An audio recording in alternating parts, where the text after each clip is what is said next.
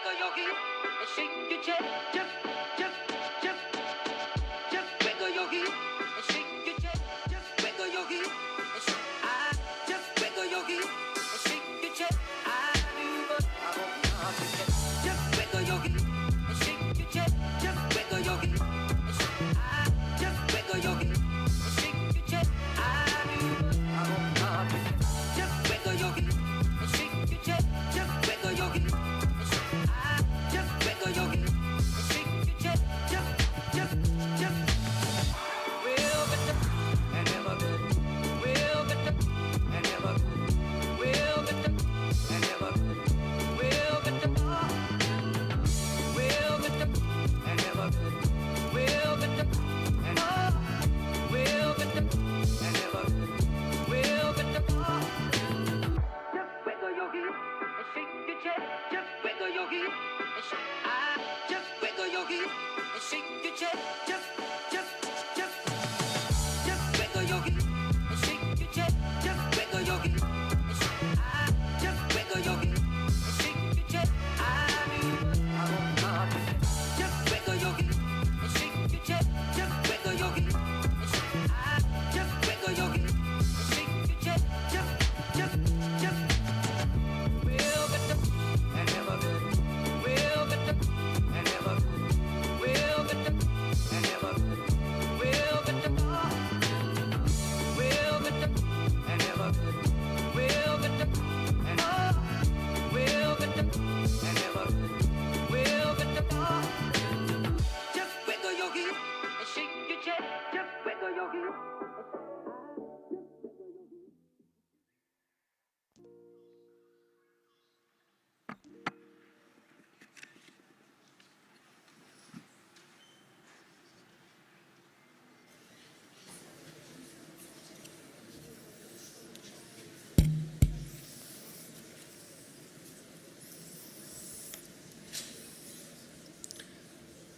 Esteemed participants, ladies and gentlemen, colleagues and friends, I'd like to very warmly welcome you to this thematic session on development and adoption of technologies to accelerate disaster risk reduction.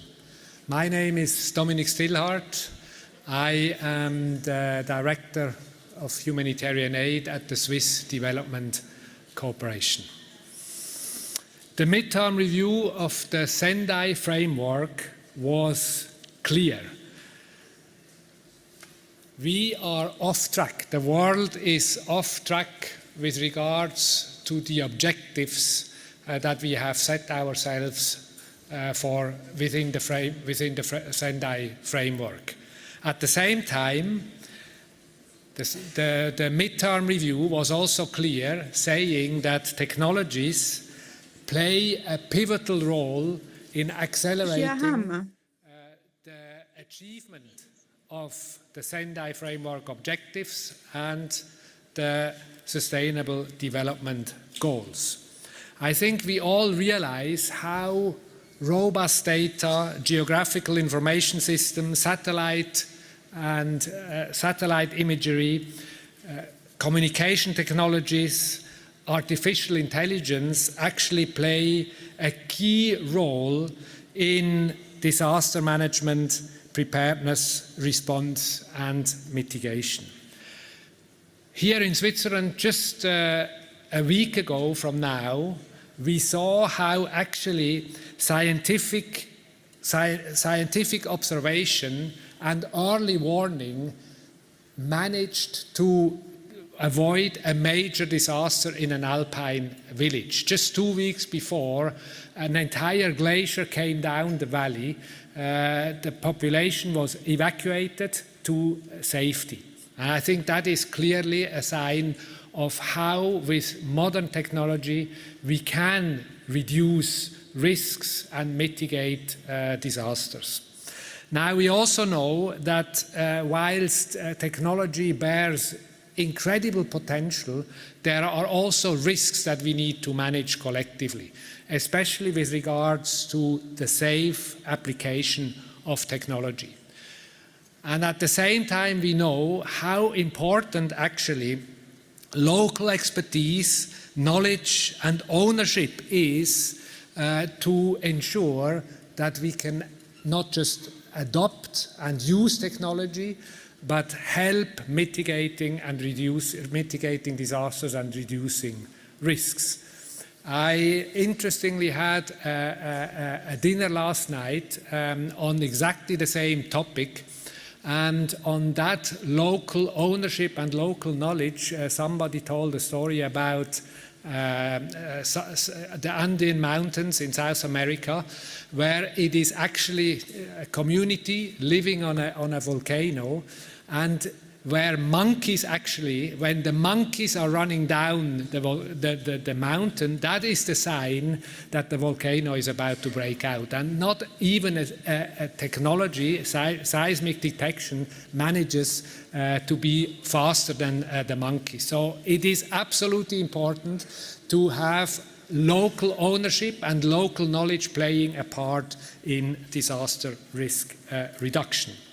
Now, I have a wonderful panel here on the stage that will discuss some of the challenges and opportunities of technology adoption. We will hear practical examples also from academia, from government, from international organizations, from the private sector. And of course, we also want to explore how these different sectors are working together. So perhaps I will introduce the distinguished panel members, starting to my right with Ms. Sandra Wu, who is the Executive Advisor at Mirite One Corporation. So you are the representative of the private sector today here on this panel. Warm welcome, Sandra. We have next to Sandra Honourable Wilfred Abrahams, the Minister of Home Affairs and Information in Barbados. He is also responsible for disaster risk reduction in his country. We have then Ms. Motoko Kotani, Executive President at the Tohoku University, representing, of course, academia. We have Mr. His Excellency Renato Solidum, who is Secretary of Science and Technology of the Philippines, and we have Mr. Mohammed Al-Yamahi, who is the Head of Communications at the National Crisis and Emergency Management Authority of the United Arab Emirates. And last but not least, on screen, we have Ms. Sally Radwan. I don't know whether we can see her. Ms. Sally Radwan is the UNEP Chief Digital Officer, and she is based in Nairobi, Kenya. Before we start our discussion, ladies and gentlemen, dear participants here in the room, we will use Slido. Because we would like also to have an engagement and interaction with you here in the room. Here is the QR code that you can download with your iPhones or with your phones. And you will see immediately two polling questions that are appearing already when you download the QR code. And we would like to ask you to respond to these questions. Later on, we will also ask open questions and give you the opportunity to ask questions to the panel members.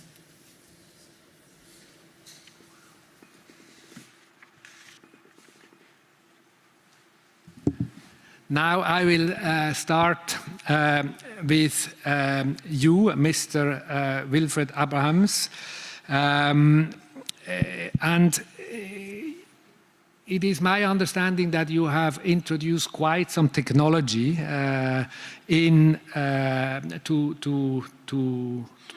to do disaster risk reduction in your country, but also in your region. And the question that I would like to ask you is, how have you gone about introducing and adopting this technology? And perhaps also tell us what were some of the challenges and enablers that you met on the way. Thank you very much. It's good to be here. Barbados is a small country. It is on the easternmost fringe of the Caribbean. So we're the ones who are first impacted by any weather systems coming off the African coast. So in terms of hurricanes, hurricanes tend to have to pass our location before they get on to anybody else. Our government took a position a couple of years ago to invest very heavily in our meteorological department. We were heavily dependent on NOAA, we were heavily dependent on information that was coming from the USA and other players. And our Prime Minister, Mia Mottley, who is a global champion for the earth, decided that was not good enough for Barbados. We had to become self-sufficient, we had to become more reliable and reliant on ourselves so that if any shocks happen, we would not be caught off guard. So it's pretty much a good thing that we did.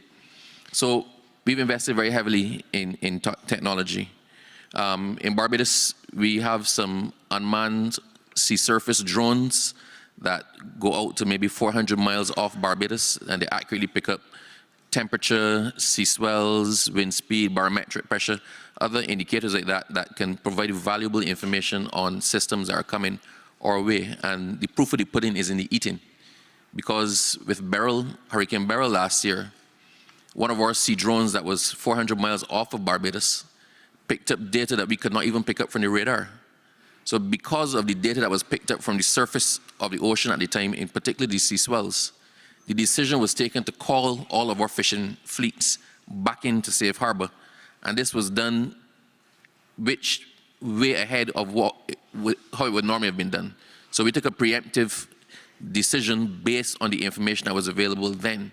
So the boats got back in, and there was no loss of life, but interestingly, when Beryl did pass us, 95% of the fishing fleet was destroyed in harbor, but we saved the lives. We also have a number of over 100 weather stations in Barbados, which is 166 square miles. So that's a lot of weather stations for a small country. And our Met department has been 3D printing their own stations. So they looked at what a typical weather station looked like, they tailor-made it for Barbados, and they've been printing them so that we have more and more information from different parts of the country. We also have a ton of buoys outside of Barbados that pick up information from the ocean in terms of swells. So Barbados, the little country, is surrounded by a lot of information gathering devices that have helped us tremendously.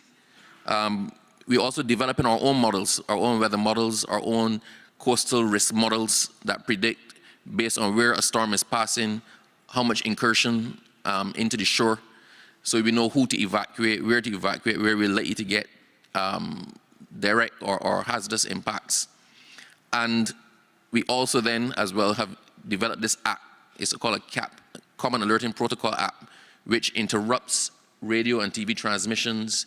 The cell phone companies, it interrupts and it feeds directly to all of their subscribers. It is the most annoying thing. If you hear it go off, it goes, I hope nobody films me doing this. Very, very, very loudly, but the message gets out there. You can't ignore it. So this is good for Barbados, right? But these things cost money. So how practical is this for the rest of the Caribbean and other SIDS? We had a complaint raised here that a lot of these SIDS still collect their data manually. They're manually logged into logbooks, so that data pretty much is of no use to anybody else. Sometimes you can't even find the data. And data that is not shared is of no use to anybody. Now, this comes down to an issue that we have as SIDS. A lot of the funds are not being capitalized. Commitments that are being made by large players on whom we depend for our modeling, for our disaster risk reduction, for our recovery after an event have not been actually meeting their commitments. So if we use the loss and damage fund as an example, that fund was supposed to capitalize with $2 billion. And we're now at 800 million. And there seems to be no intention or urgency to sort out the rest of it. So I'm saying that while technology can help, technology can only help if the technology is accessible. And for those of us who need the information, a lot of it is not accessible because we do not have the financial capacity to put the structures in place that allow us to get that data. And most importantly, the last piece I want to say is that data has to be shared. If we have data and our neighbor does not have data, it is of no use. We need to have a global situation where global models are being developed with inputs from all countries that show quite plainly that what happens in your country affects me in my country. So yes, we're using technology. Yes, we're investing in it, but a lot more needs to be done to help those who are not in a position to do it. Thank you very much, Wilfried. I think we retain two issues that you really made very clear. One is accessibility. It's not just about technology, it's about accessing the technology, and then also sharing the data with your neighbors, especially, I guess, in your region that is extremely relevant. Professor Motoko, I'd like to ask you, how can the academic sector push science forward while staying connected to society and ensure technology adoption? So I have 5 minutes. All right. So it's my great pleasure to have this opportunity to speak to you on Sendai Framework and the Japanese initiative. The Sendai is the name of the city which I lived in, and so of course I'm really care of the Sendai Framework and how science and technology can contribute.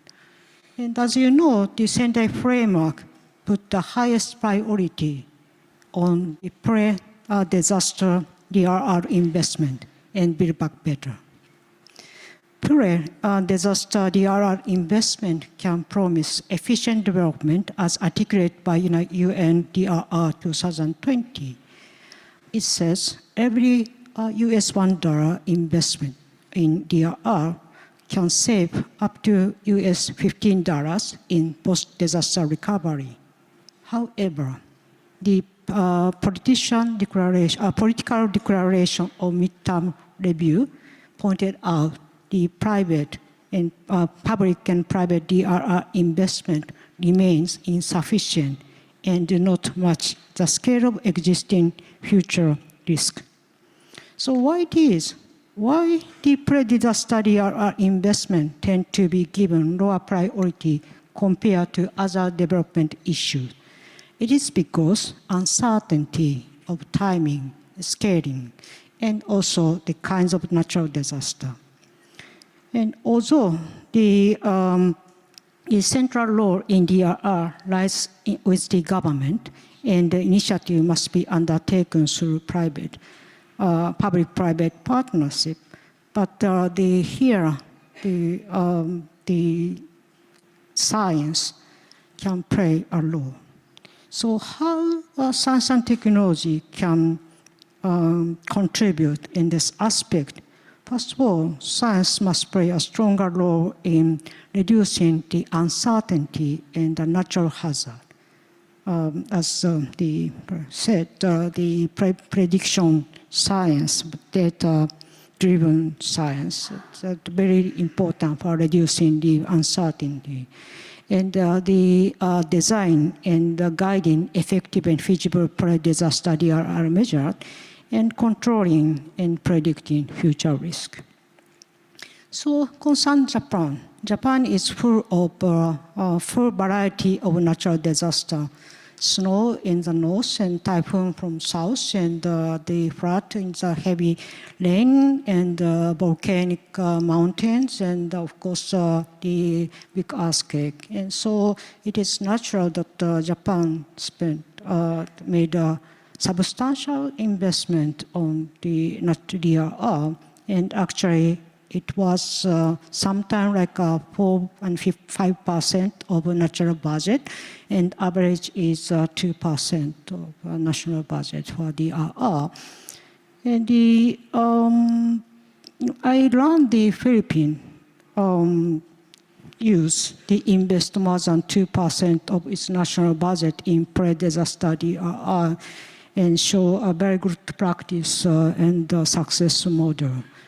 And Japan is really keen to share our knowledge and experience for the promoting mainstream of DRR. And for example, Japanese government is decided to co-host the Asia Pacific Ministerial Conference on Disaster Risk Reduction in Sendai in the fall of 2027. And of course, World Bosai Forum has been taking place in Sendai last 3 times.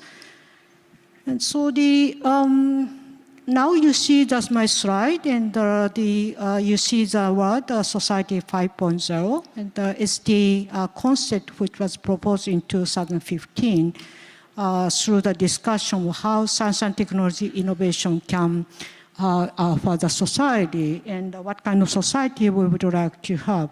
It's a human-centric society in which economical development and resolution of social issues are compatible with each other through the highly integrated system of cyberspace and physical space.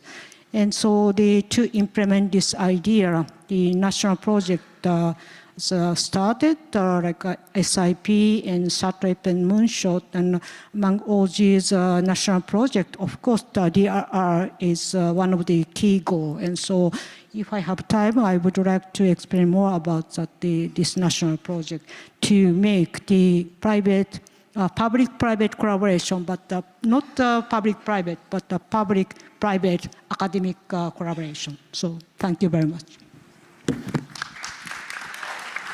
Thank you, Professor Motoko. And we just heard you, it's not just about public-private, it's public-private and academic cooperation and collaboration. Thank you for that. Sally Radwan, can we see her on screen? Well, good morning, Sally. Very nice to see you. We see you all here on screen. You are, as I said, the Chief Digital Officer at the United Nations Environment Programme, talking to us from Nairobi.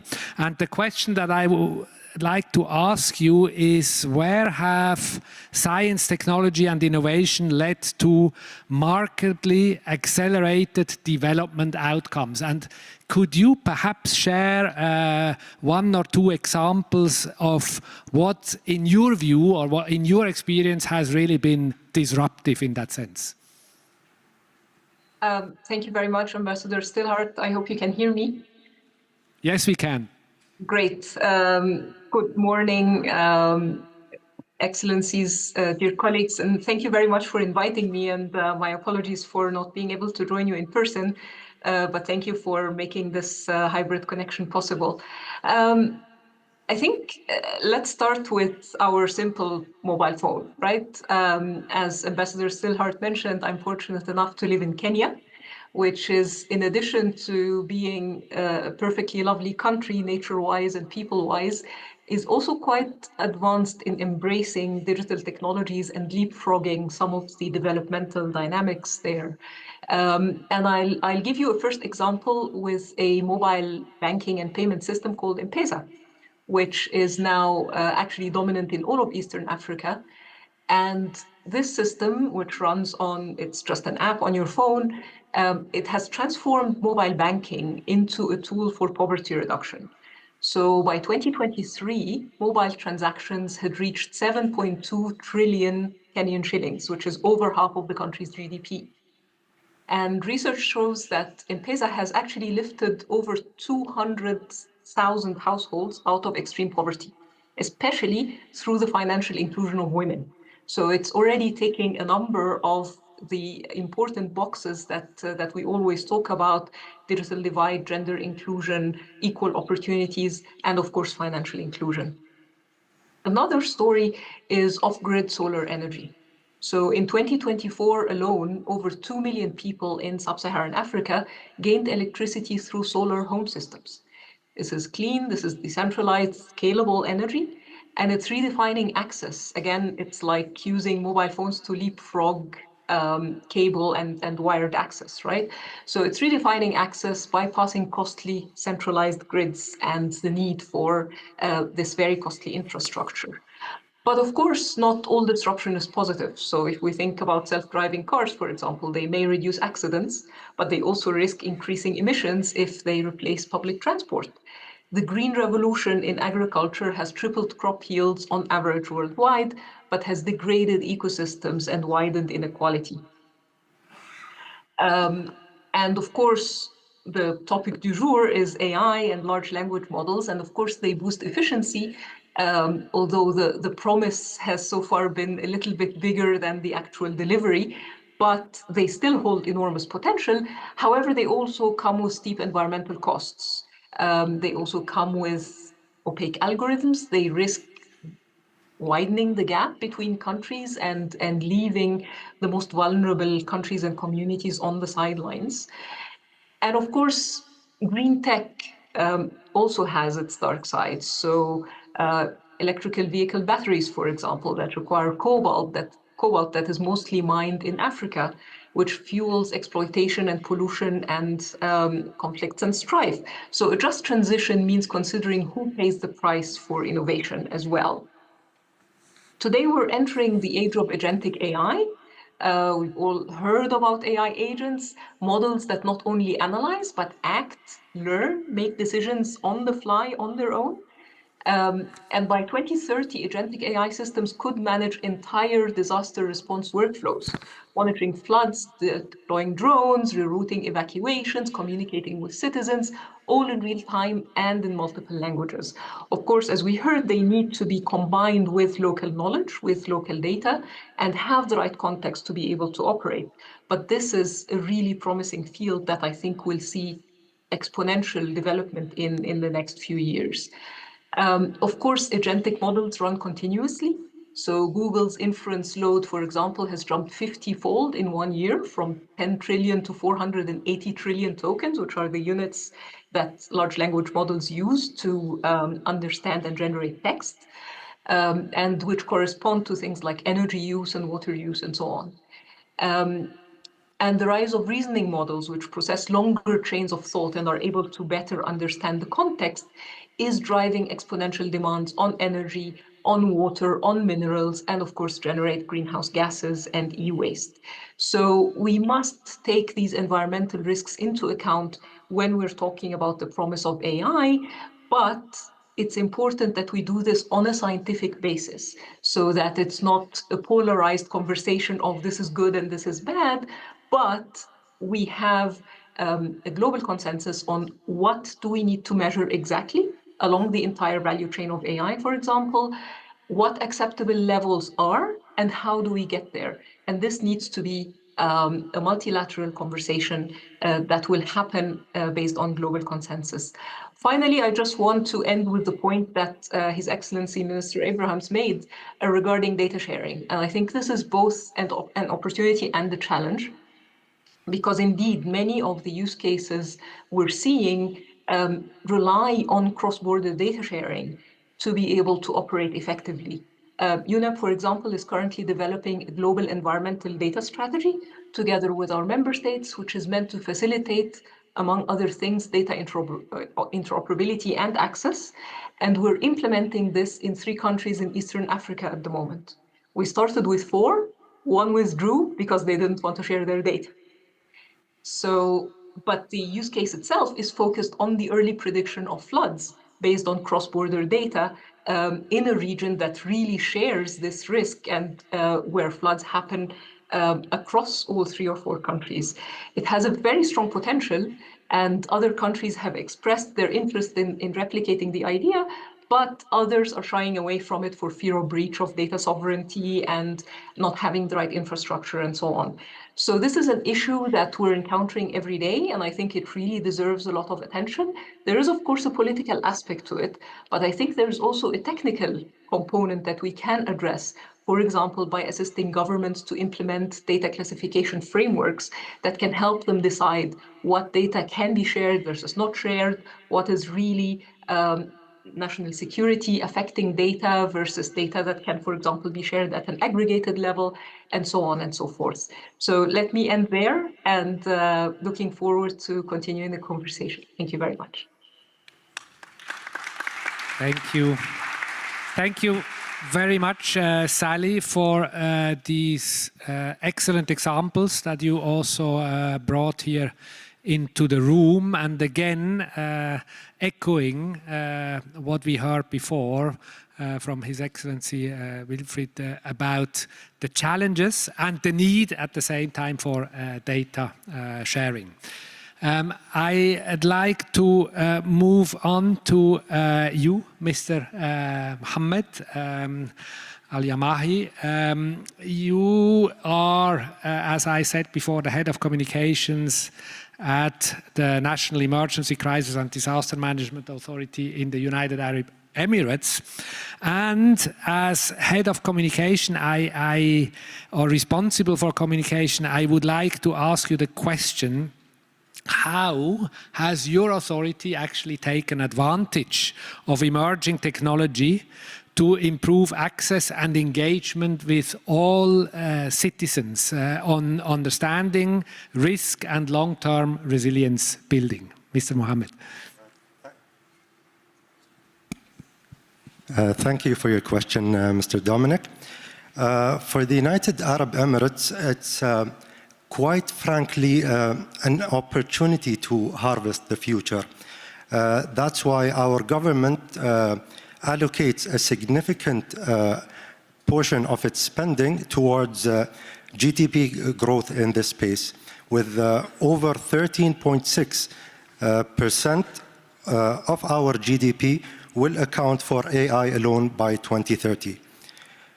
Many examples to give here, but one that comes to my mind is the country has developed the first artificial intelligence university in the world and the first of its kind LLM model tailored to the Arabic language.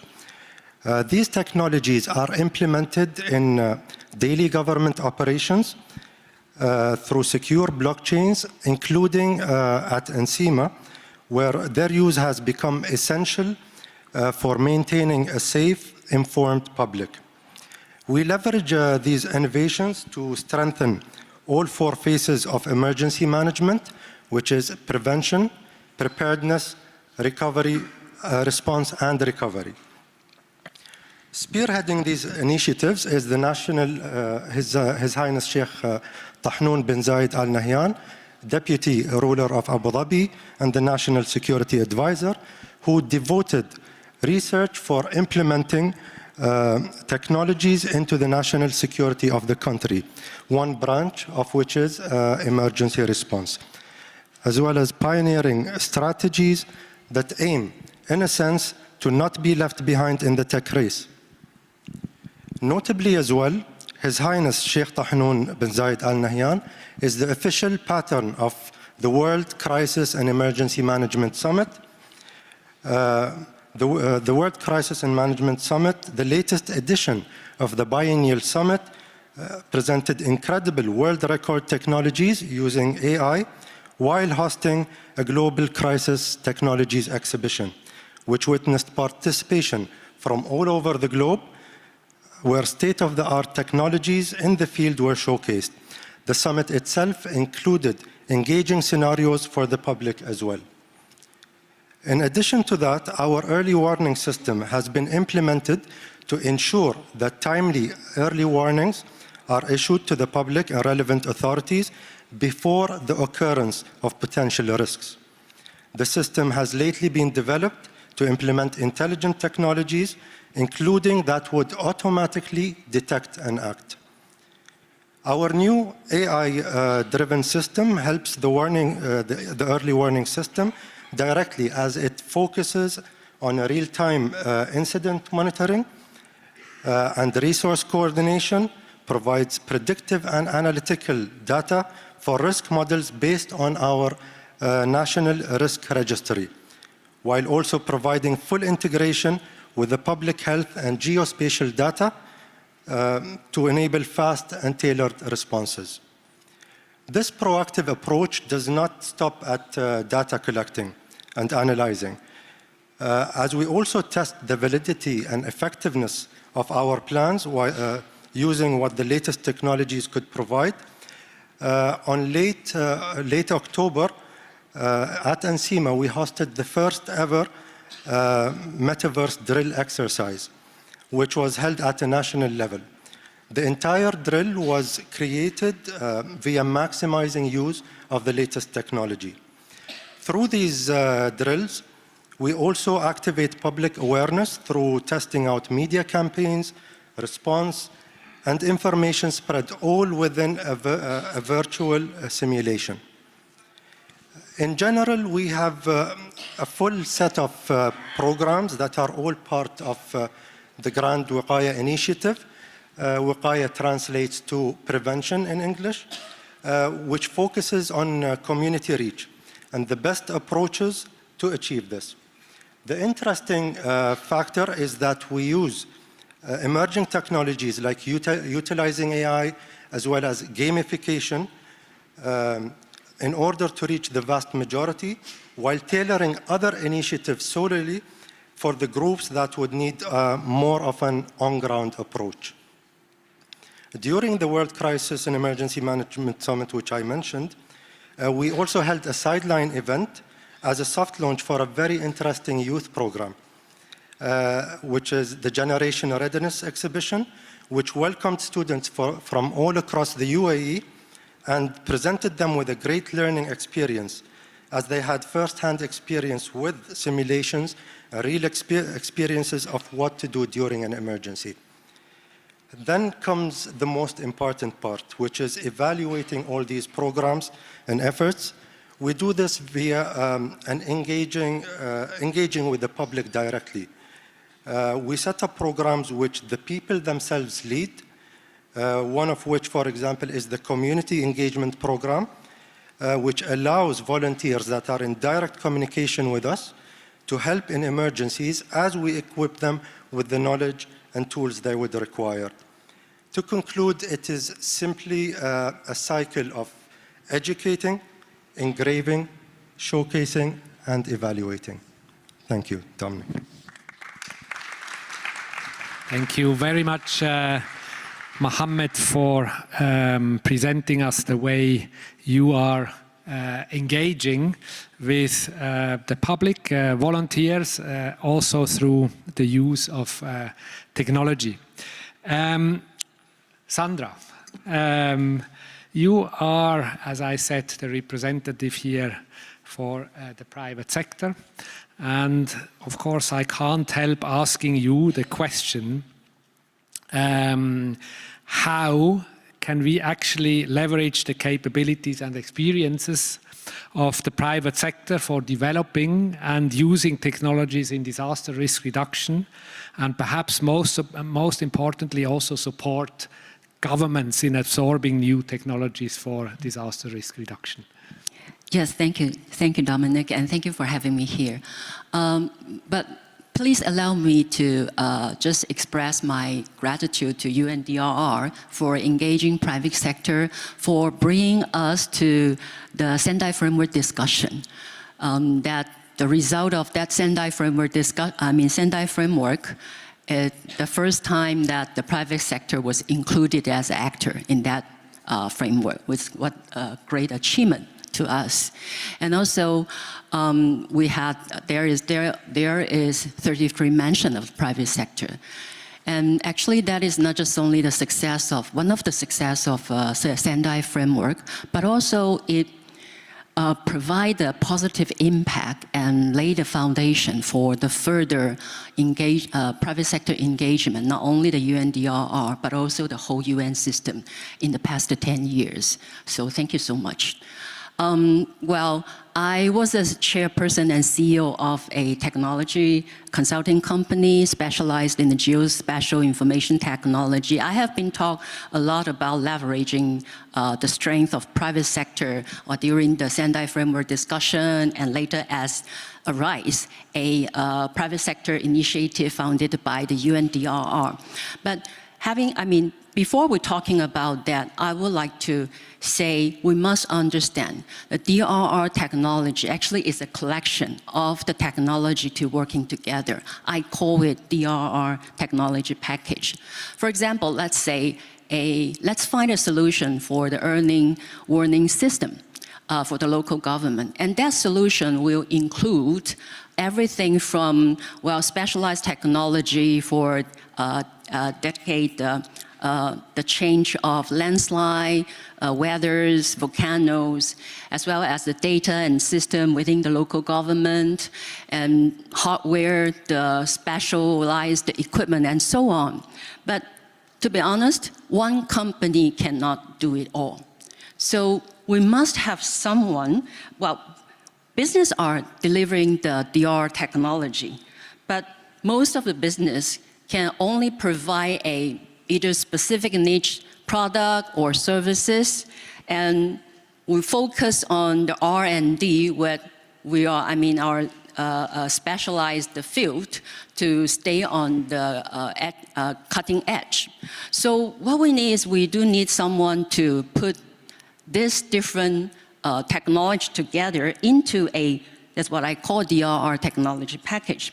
But I think that is what is improving difficult. And that's what we are all getting frustrated. But let me share some experience, what we move forward in Japan. For example, some specialists in for example, the Ministry of Land, Infrastructure, and the Transportation provide those packaging to the local government across the nation. And this kind of the know-how actually being shared through the international cooperation to the rest of the world. And also at the same time, there are also examples of, now our panelists also mentioned a lot about the public-private academic collaboration to have this package to work together. For example, very quick example, a real-time tsunami, the forecast system. This is an entire package of DR technology. Were developed and delivered by a consortium called the RTI-CAST. And this is a collaboration between the private sector and the academia, especially the Tohoku University. And this is also supported by the government in a ministry run the pilot scheme, so deliver the whole package. And quickly, another one is a real-time, the flood modeling. Actually, this is being introduced during the APMC DRR last year in Manila. And this is also the private sector come together and use the AI power, medium post, as well as a technology together to have this package. And later it was introduced to the Philippines through those international cooperation. What I wanted to say is, yes, business are delivering the DRR technology, but we do need someone to put it together, and we have to work together and to deliver it together and get the different business to cooperate. I'll stop here. If we have time later, I would like to talk about a little bit how the collaboration works. Excellent. Thank you very much for this.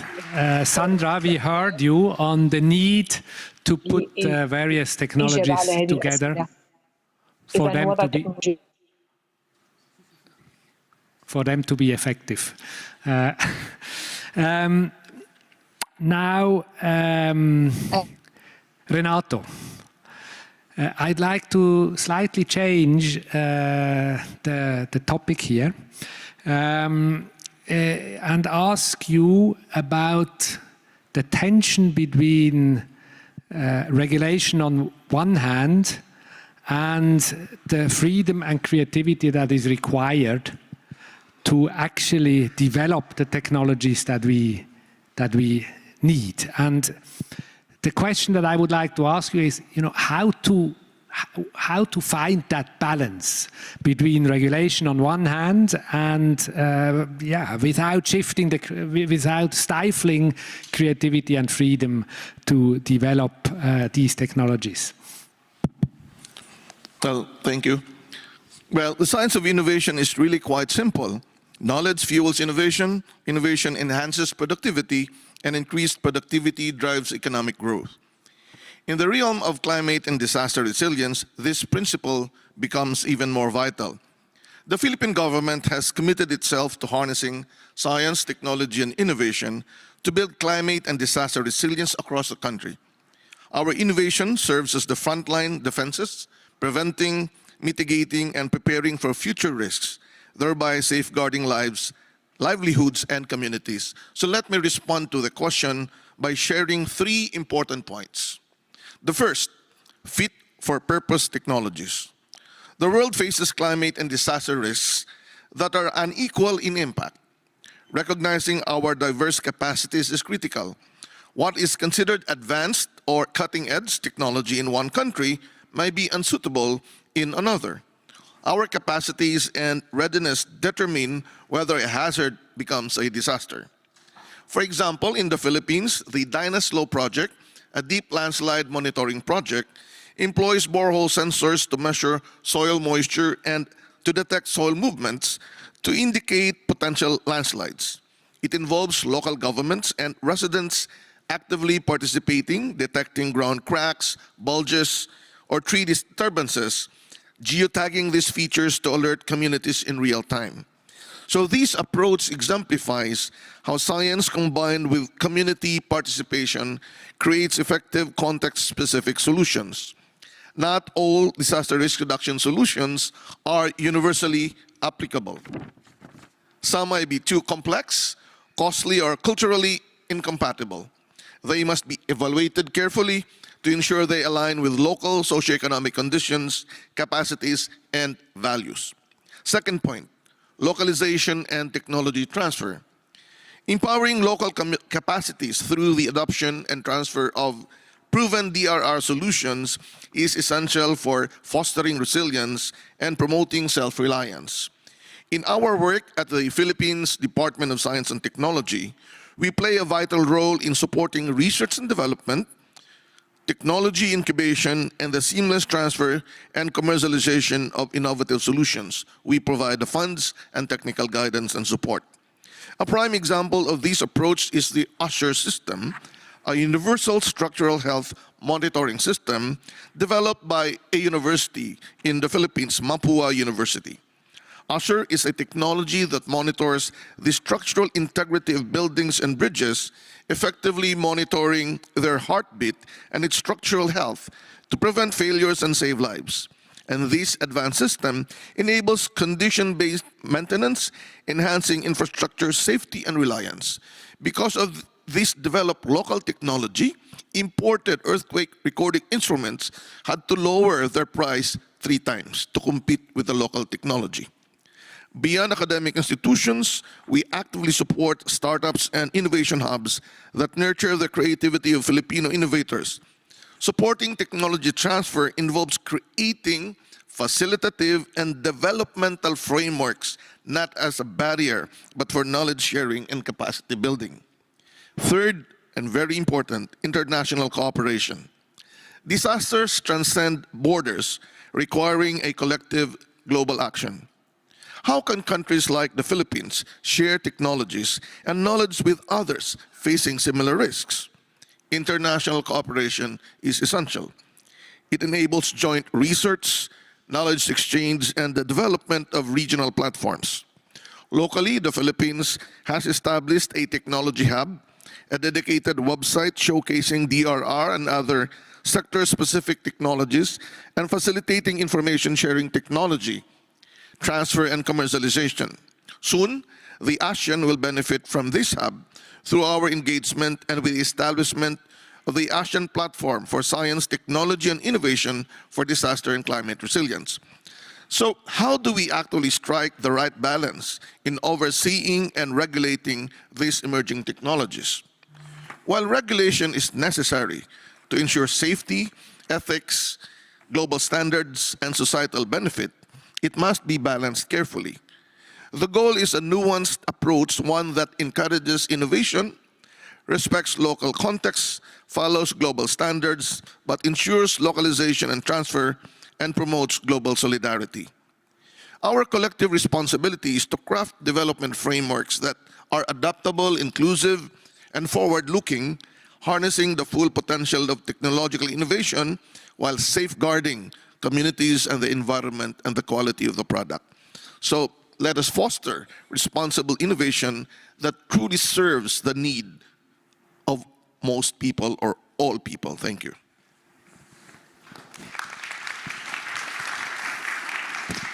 Thank you very much for these thoughts on the tension between regulation and innovation. Let us now perhaps look at 2 poll questions that we asked you. For us, it's difficult to see them, actually.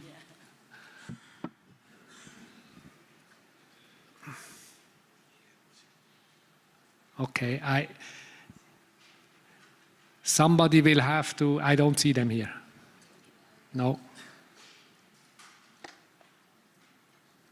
Okay. All right, so thank you very much. The first question was, which are the main causes that impede the development and adoption of technologies for DRR? Please, dear panelists, look at the results. Affordability and costs appear to be emerging as top impediment for the development and adoption of technologies for DRR. Fear of misunderstanding is at the bottom. Any reaction from anybody here on that panel? Is that a surprising, anything surprising here? Yes, Renato. Okay. Well, technologies are not affordable or costly if these are not localized. So the goal of the Philippine government through the Department of Science and Technology is to develop our own technologies. A very good example is, how can you share the hazards information directly to all people, whether Filipinos or those who wanted to look at the hazards in the Philippines? Typically, you use a geographic information system. But at the backbone of the geographic information system, you need all those computers and all those software licensed, and many communities and local governments cannot afford it. So what we have developed is to develop frontline applications that use GIS as a backend and enabling the people to really get down to the information that they need at the household level, community level, or the state or province level. So it is costly if you don't try to localize these technologies and adapt to your existing socioeconomic condition. Scientists can actually share these different ways of simplifying and making technologies more affordable. Yes, thank you very much, Renato. Wilfried. Thank you. I think we're often missing the big picture. We keep having our discussions up here. We keep having our discussions about the affordability of it and access of it when we contemplate that it already exists or is accessible for the people we're discussing. But we have a real segment of the world population that is below that radar. So I am not at all surprised at the affordability and costs and lack of technical capacities as being the principal reasons that impede. If we look at countries, as I said, whose data does not exist in a digital form, then they have no chance of even getting onto this board unless assistance is given to them to bring them up to scratch to start contributing. I can't develop a data set for my country if the data is not capable of being inputted into a computer. I can't have technology assist me if that data is not technologically accessible. So we need to accept that we're looking at different levels of capacity in terms of countries alone. I note your point about the Philippines, that the government tries to make it accessible for the rest of those in the Philippines, but that's a vertically integrated discussion you're having there. So let's park the Philippines to one side.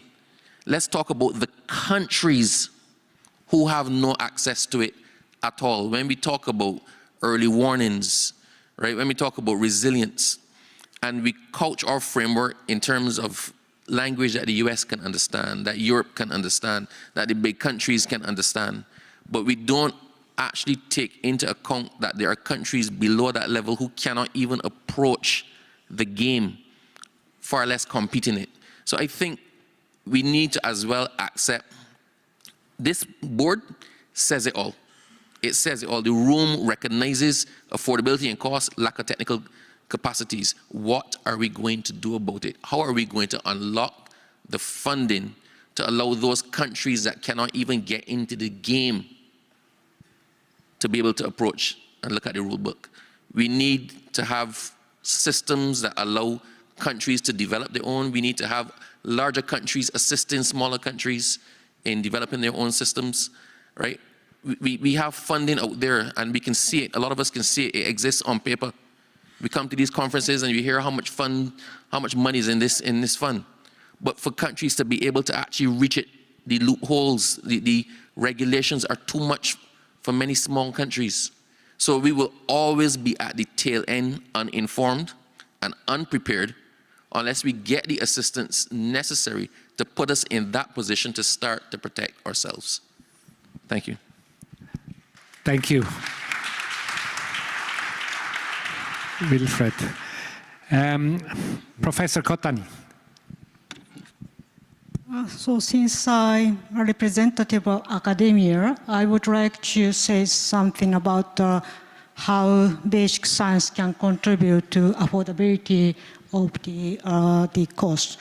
And so if you can predict and control all the natural disaster, you can reduce the cost and you can make your investment the best way. And as you haven't noticed that the prediction science is really advancing in very rapidly due to the data science and AI and quantum high performance computing and mathematical modeling. For example, if you drive a car and you would like to turn right, you have to roll your handle quite in advance to turn left, right. For a while, your car going just straight, even though you just turn right. And so you really have to start prevention much earlier.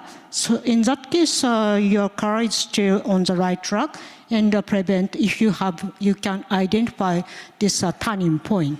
And now the basic science, especially mathematical science, is developed to identify this kind of turning point. And if you can really go into this critical point and to have a control, this is the very useful way to use science and technology. And as I showed, this national project in SIP and Moonshot, there are some programs to control typhoon, the route of typhoon, and how you control the route of typhoon to prevent the huge damage from typhoon.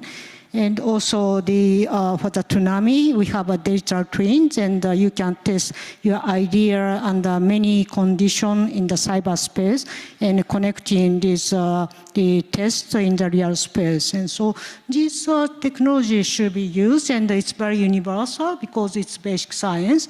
Of course, the natural disaster is very local, and you have to really consider about the local context, but the basic science can be used in a global way and universal way. So that is. Thank you. Thank you very much. Mr. Mohammed. Yes, Dominic.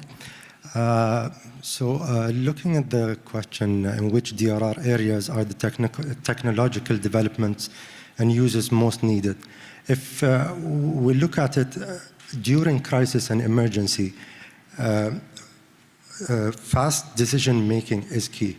So utilizing AI and technology in monitoring, evaluating, and analysis is crucial to support faster decision making, leading to preparedness and faster response, resulting in achieving our objectives of less casualties and fatalities. And the most important part is the continuous evaluation and improvement of the process we are using. Thank you. Thank you. Thank you very much, Mohammed.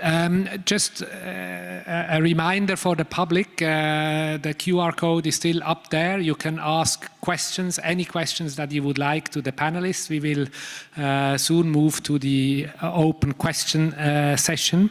But before, let's have a quick look at the second polling question that was asked at the beginning, in which DRR areas are the technological developments and uses most needed. And here we see clearly two issues that come out on top: hazard monitoring and forecasting on one hand, and impact-based forecasting. Again, perhaps to the panel, are there any surprises? Is that very much, does that also depend on where you are sitting, in which region you are sitting, in which country you are sitting, or is that what you would say? Yes, Renato. That has been my past job. So essentially, that's not surprising. But let me just share with you the importance of this top two and how it relates to governance in the Philippines. We have both vertical and horizontal coordination across government departments and especially with local governments. We heavily train the local governments because if you talk about forecasting, you need to have the instruments, you have to have the analytics, you have to have the communication, and the fourth one, and very important, is the appropriate and timely response of people on the ground. So you must have preparedness to respond based on science, based on impact-based forecasting, and would eventually be determined by hazards mapping and exposure characterization. So in essence, these are not surprising, but people would obviously look at the forecasting, but all of this are critical. Exposure characterization, hazard mapping, so that you can develop impact-based forecasting before the hazards would occur, and you monitor the possible hazard and the trigger to communicate, and then you rapidly estimate the impact if that hazard happens. All of these are interconnected, but people will, of course, choose the most obvious need right away because of the warning aspect. But again, when you employ all of this, you need to do the vertical and horizontal governance, especially at the local level. Excellent, thank you, Renato. Yeah, very quick. Sandra.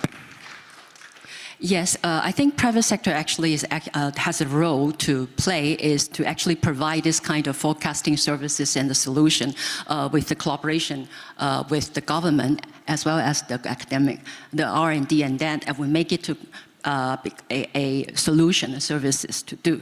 But two things, I think, this is also combined with the Slido one, is how to make it more,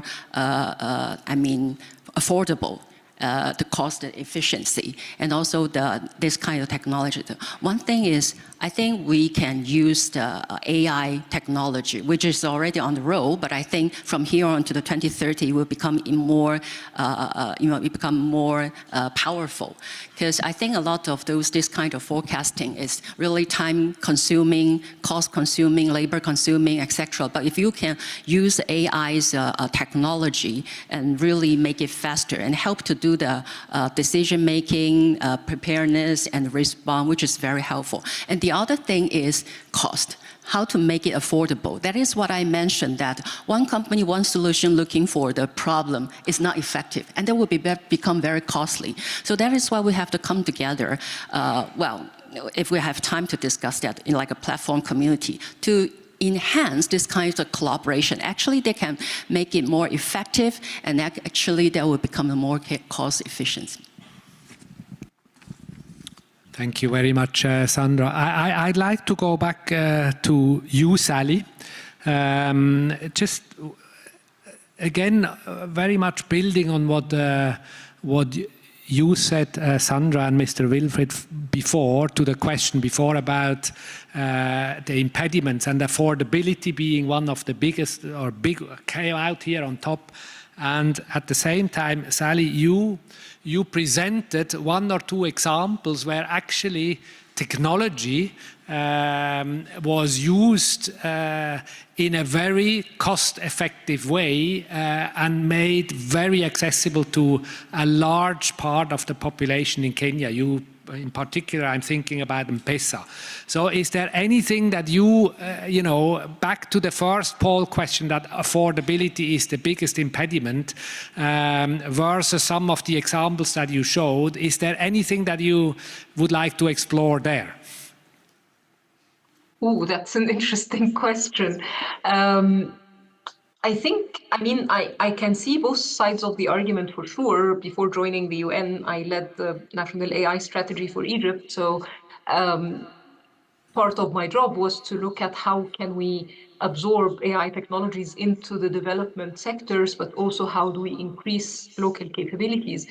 And the difficulty with that is that if you're talking about AI as a global technology that is supposed to enable many of these activities and like disaster risk reduction and prevention and so on, you're really talking about two different worlds, because for some countries, if we think about it as a pyramid, and I'm from Egypt, so we like our pyramids, you're very close to the top of the pyramid in some countries in the global north, in Europe, in North America, where you're really optimizing. You know, you're building on what you already have, and then you have these AI models to, for example, enhance your forecasting capabilities for weather. And I do believe that we're in a revolution of AI, really enhancing weather forecasting, not just accuracy, but also time spans. So I've seen models in research now where you can extend from the usual 10 days to 15, 20 more, which of course is critical to disaster preparedness and response. But if you're in a country that doesn't have the rest of the pyramid, then you have a problem. So it's not the cost of deploying AI itself, which you could potentially buy, you could get pro bono from a company or a friendly government and so on, but it's really having the people who can operate these models, having the data infrastructure, the ability to collect, manage, govern, make available, and also validate the results of these models and communicate them to the public. So the problem becomes a lot more complex when you're in a country that is still tackling, you know, poverty rates and high illiteracy rates, let alone being able to educate their public on AI.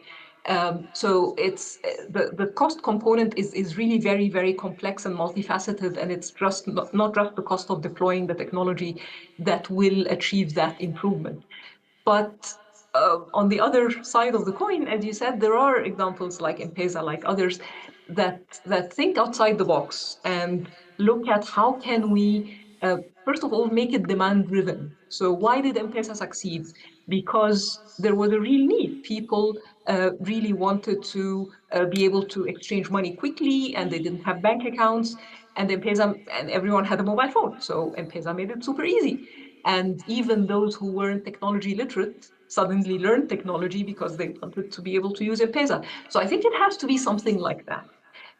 If we can think of a crowdsourcing model, for example, of how do we integrate local data using very low footprint infrastructure like mobile phones, so not having to deploy sensors all over the place or not having to use very expensive Earth observation data or technologies, how can we have these innovative solutions that can catalyze this forecasting and response mechanism. And I think for that, you really need to improve and support local innovation.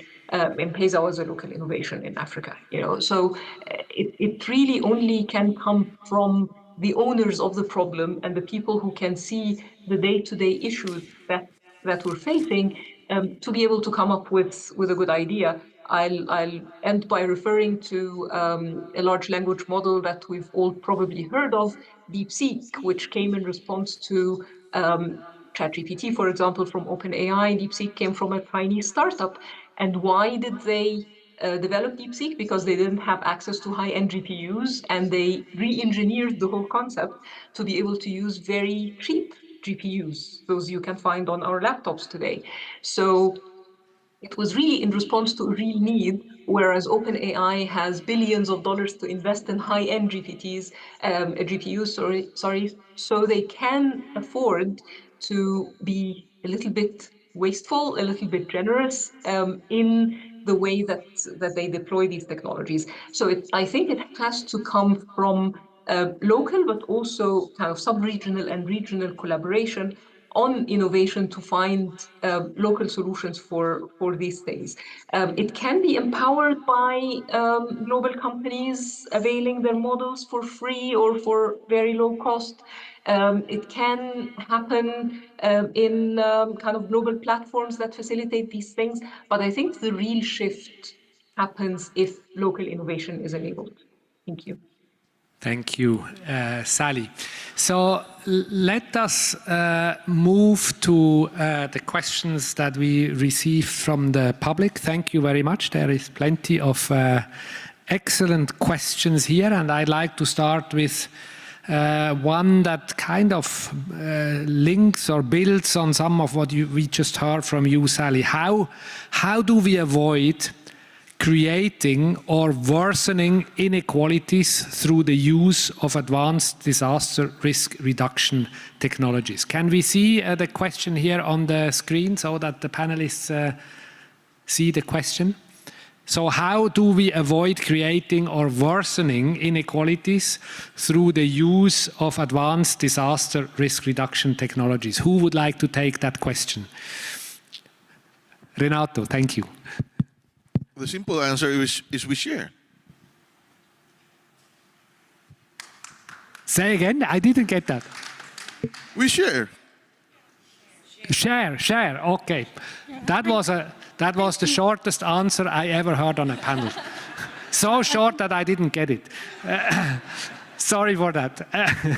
Yes. International collaboration is very important. It's also the private public academia partnership is also important. This kind of sharing knowledge, sharing data, sharing knowledge is really important. And when you develop research and development costs, but once you have the idea and the result, you can share for free. And this is a way that to make an inclusive approach. Just a short addition. I agree entirely with you to share. That was simple and beautiful. But we also have to provision others who cannot afford to share, to put them in a position to share. If I can't even collect my own information, then I can't share it with you. If I don't have the capacity to analyze the information you give it to me, that you're giving to me, then your sharing, while a noble gesture, is a lot less effective to me. So I think we actually need to try as much as possible to bring the countries who don't have the capacity to do it themselves up to a position where they can properly contribute and add to the picture, because then we all benefit. Thank you very much. Can I ask a follow-up question? We just earlier in the conversation, we also heard about the importance of actually sharing in general, but sharing data in particular. At the same time, there is a bit of a challenge in sharing data across national boundaries.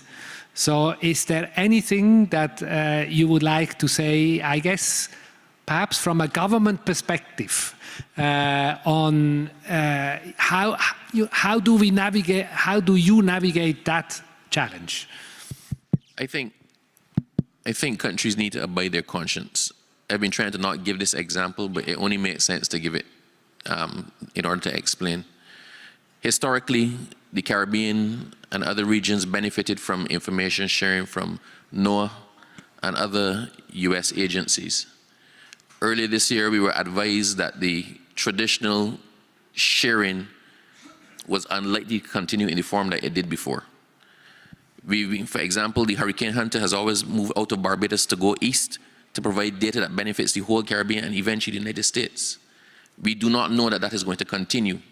So the reality is, if those who have the ball take their ball and leave the game, then the rest who are still in the game are unable to play in the way that it was intended. So governmentally, we took a decision that, although that might have been the stance, that we will still share our information, any information that we and the rest of the Caribbean collects, as we do normally. We will still put that information out there and share it with whoever wants it, even if they have chosen to not share theirs with us. С этой информацией со всеми, кому она нужна. Все, кто захочет, могут ее брать. Мы ее даем всем, даже тем, кто не делится с нами своей информацией. Вся информация, если вы ее оставляете только себе, то единственный, кому вы вредите, это вы сами и есть. Да, это не было политическим заявлением. Существует операционный обмен данными на глобальном уровне. Он есть. Данные о цунами, данные о землетрясениях. Вам не нужны все данные. Есть критические станции, и эта информация идет в общий пул. Это важно. Не только для вашей страны, но и для других. И система уже есть, и она работает. Что нам нужно? Нам нужно наращивать технический потенциал. Я приведу конкретный пример. Япония, конечно, это наш партнер на Филиппинах. Мы многому у них учимся. Но мы стараемся разрабатывать и собственный потенциал. Можем даже создавать технологии, которые более мощные и современные, чем те, что используются в остальных странах. Спасибо, Ренато. Перейдем к следующему вопросу. Есть озабоченность в связи с тем, что технология становится самоцелью, а не инструментом по снижению риска бедствий. И вопрос, как Президиум предлагает предотвращать это нежелательное явление, чтобы технология не становилась самоцелью? Мысли со стороны кого-либо из Президиума?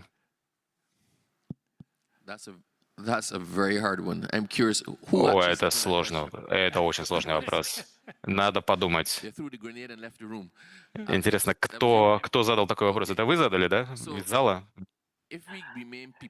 Если люди у нас в центре внимания, и наша конечная задача — спасать жизни, фокус на целях и технологиях, он уже не такой четкий.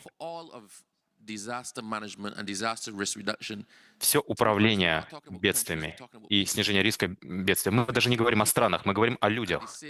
Мы спасаем людей. Люди на первом месте. Если думать о людях, а не странах, то я не думаю, что будут какие-то проблемы с излишним концентрированием на технологиях. Господин Уилфред, спасибо вам.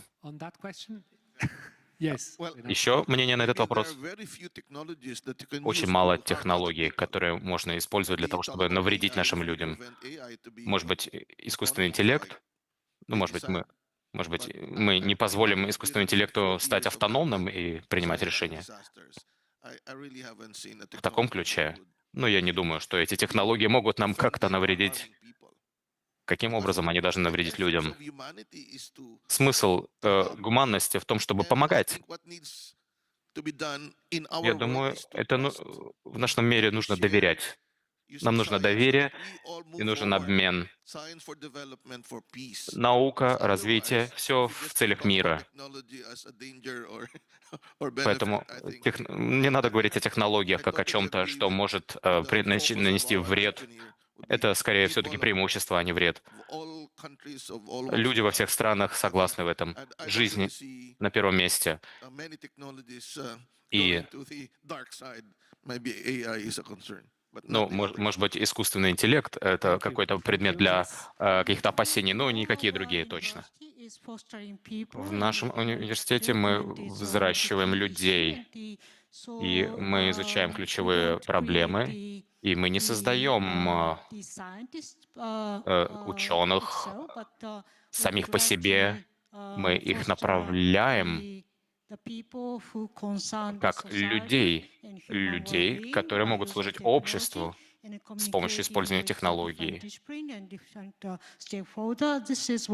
У нас много сторон в этом процессе задействовано, и мы все общаемся, обмениваемся друг с другом.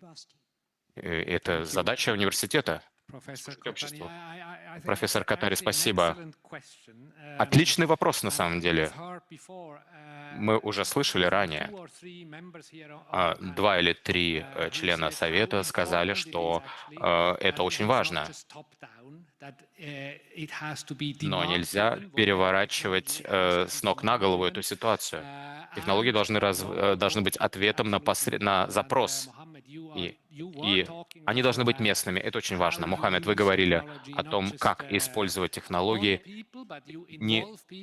не только использовать их на людях, но и но и привлекать самих людей к этому, чтобы они участвовали в процессе. Да, мы всегда в конечном счете думаем о том, что эта технология, она нужна для того, чтобы добиваться наших целей. А цель — это безопасность людей. Общаться с людьми и вовлекать их в процесс для того, чтобы найти с ними общий язык, иногда спасти их. Это очень важно. Общаться с ними, взаимодействовать с ними и создавать те решения, которые будут отвечать их потребностям. И в данном случае мы говорим о снижении риска бедствий. И здесь нет ничего неважного. И у нас масса вопросов, очень много, поэтому я все же хочу перейти к следующему. Как традиционное знание может быть интегрировано в развитие технологий, которые направлены на снижение риска бедствий? Как обезьяны, которые бегут по склону горы, могут быть интегрированы в систему прогнозирования в рамках программы по снижению риска бедствий? Пожалуйста. Для того, чтобы разработать технологию, которая подходит сообществам, нужно использовать... Нам нужны предприниматели, нужны ученые, потому что в итоге мы продаем продукт. Снижение риска бедствий — это и есть продукт. Поэтому нам нужно начинать с понимания проблем клиентов. Их знания очень важно интегрировать. Это часть научного подхода, это часть методологии. Мы можем разрабатывать решения, которые не просто существуют сами по себе, а призваны удовлетворять их потребности. Поэтому мы начинаем с их потребностей. Давайте подумаем о времени до данных. Помните, когда данные еще не собирались? Что мы делали? Когда нам нужно было решить какую-то проблему, например, наводнение, что нам нужно было? Мы шли и спрашивали у людей, где тут у вас затопляет больше всего. И они говорят, вода доходит до сюда. Был ураган Дженнет, и у нас на 4 фута поднялась вода, на 2 мили. Правильно? Как узнать об этом? Просто пойти и спросить. Нам нужна полная картина ситуации. И в первую очередь нужно общаться, нужно выходить на тех людей, которые пострадали. Большое спасибо. Сандра? Я хотелось бы поделиться опытом частного сектора, нашей точкой зрения. Опыт моей предыдущей компании. Мы работаем с местными органами власти и местными сообществами. Даже разрабатывая новую технологию или внедряя, мы начинаем с планирования, дизайна и так далее. И всегда все начинается с коммуникации с местным сообществом. Конечно, мы говорим об инклюзии, о разнообразии и о равенстве. Это принципы, с которыми мы работаем с местными людьми. Наша задача — удовлетворить их потребности на местах. Нам нужно слушать, нам нужно включать их и работать вместе для того, чтобы найти решение для реального снижения риска бедствий в рамках технологического пакета. Спасибо, Сандра. Немного другой вопрос. Его задают слушатели. Образовательные учреждения. У нас много образовательных учреждений. Они используют технологии для того, чтобы обучать снижению риска бедствий, для того, чтобы делать это более эффективно. Профессор Катания, как вы думаете,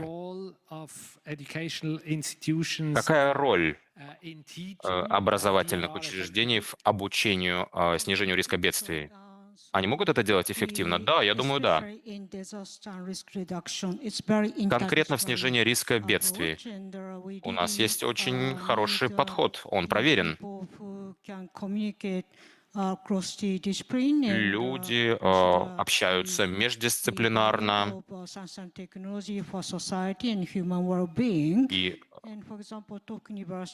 и научная технология, она доступна людям. Там нет никаких барьеров. Например, в университете Тохока у нас были предприняты определенные усилия для этого. У нас Международный исследовательский центр по снижению риска бедствий и чрезвычайных ситуаций. И это включает не только инжиниринговые и, естественно, научные направления, но также и медицину, и социологию. Студенты должны учиться давать ответы на такие вопросы, как нам сделать жизнь общества и людей комфортной, как нам сделать людей счастливыми. Мы стараемся выпускать таких людей, которые мыслят в таком ключе. Они должны понимать это. Конечно, нам нужно общаться с частным сектором. Также нужно взаимодействовать с людьми в разных регионах. И вот с такого рода органами. Коммуникация очень важна, сотрудничество очень важно. И таким образом мы можем создавать будущее для будущих поколений людей. Спасибо, профессор Катания. Очень практический вопрос теперь. Как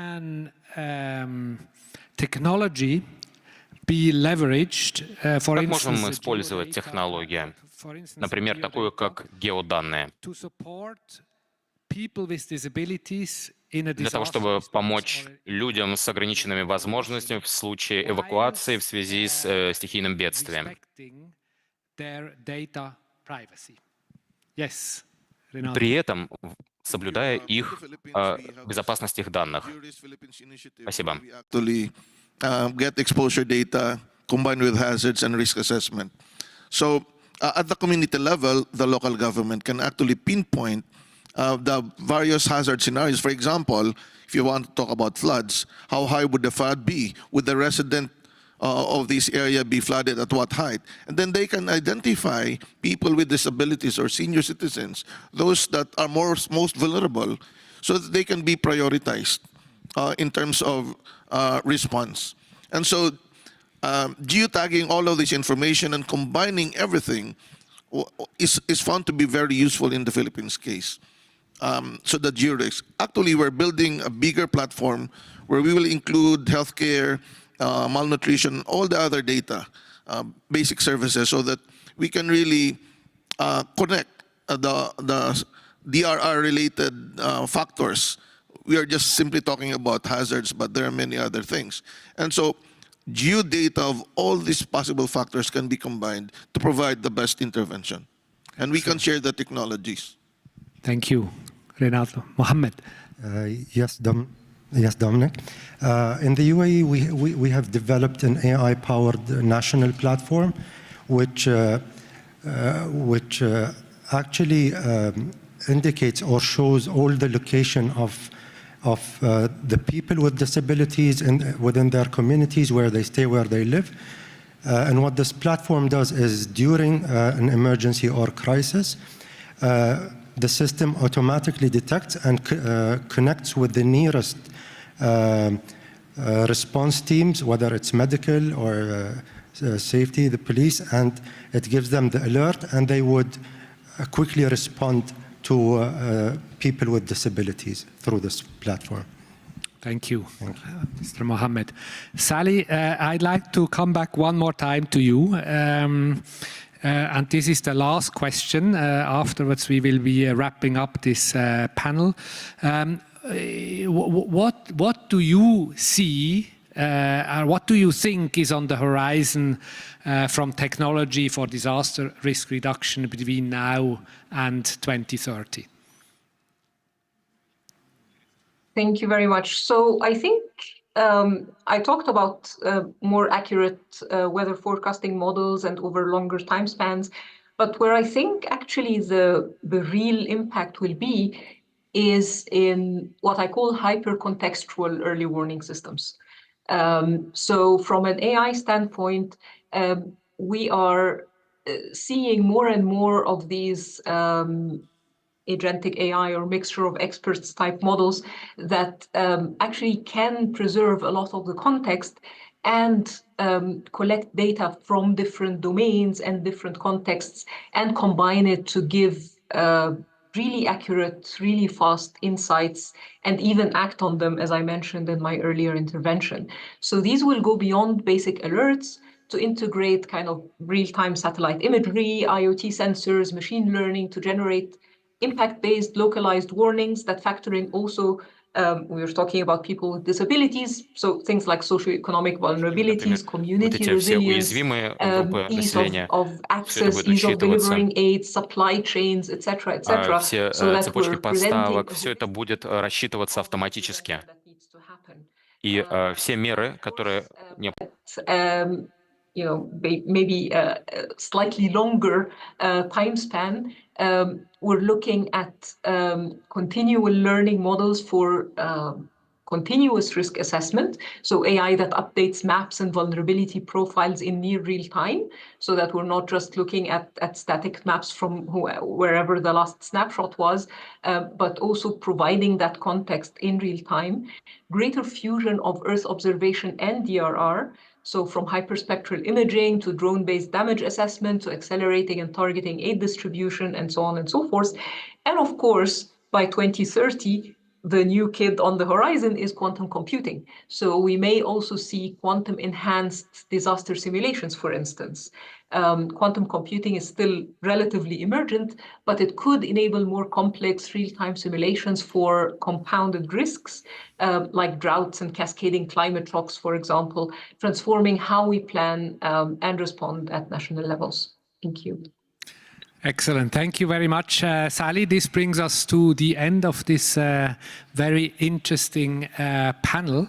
What I take away from this is that whilst I think there is no doubt in anybody's mind that technology and innovation actually does hold an incredible potential to transform disaster risk reduction, we should not fall in love with the solution. We should fall in love with the problem.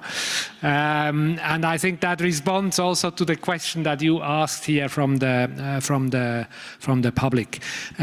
We heard about the importance of sharing data, but more than data, technology and everything that is involved with technology and innovation. We heard about the importance throughout this panel of local ownership and integrating local knowledge into disaster risk reduction.